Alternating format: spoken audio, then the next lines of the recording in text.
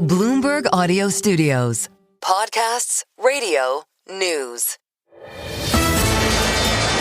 This is the closing bell on the Stock Movers Report. The companies making moves at the close of U.S. trading with Carol Massar, Tim Stenovec, Romaine Bostick, and Katie Greifeld.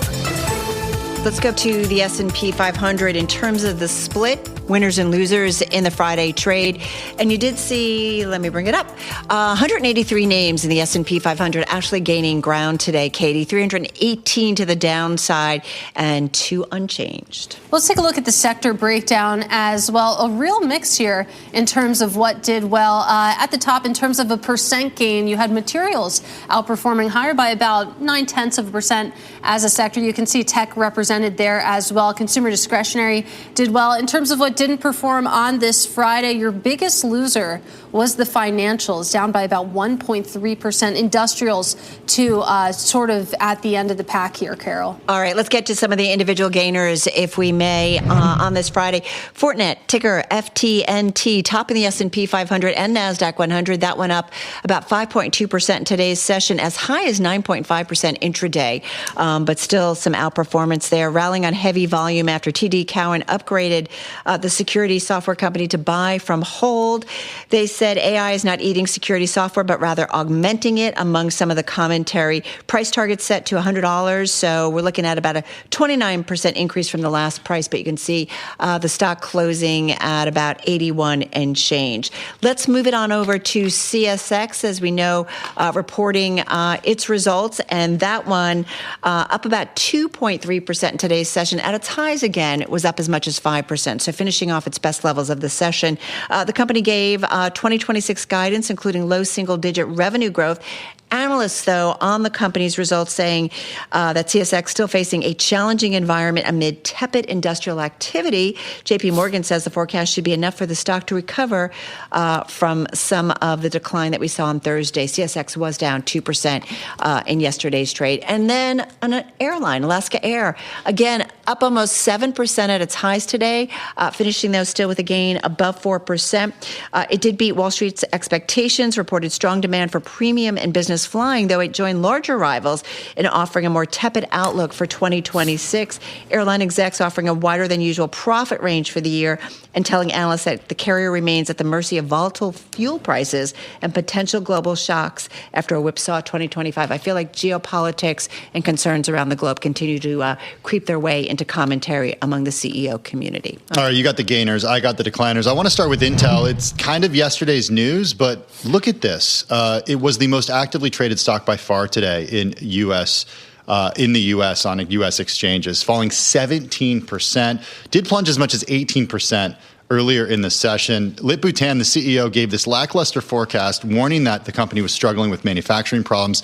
Worst single day going back to August of 2024, still up 22% so far this year, up 120% last year, but low manufacturing yields, years trying to restore its tech edge, recover from market share losses.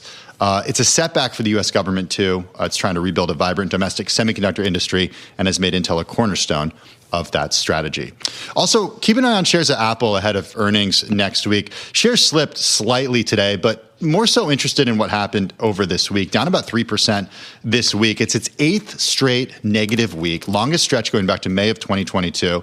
It's been down about 12% over the last 8 weeks. And should Apple extend its losing streak next week to a 9th week, this would be its longest streak going back to July 1993. That's according to data compiled by Bloomberg. So we'll see what happens next Thursday. What are you actually looking for out of those earnings? So, what could even be the upside catalyst at this point? We talked to Mark Gurman about this. Yeah. I mean, obviously, everything is about the iPhone still. Yeah. But given all the concern about Apple's AI strategy and what Mark has reported this week when it comes to that revamped Siri, he wants to see, action there. Yeah. We'll see. We'll see.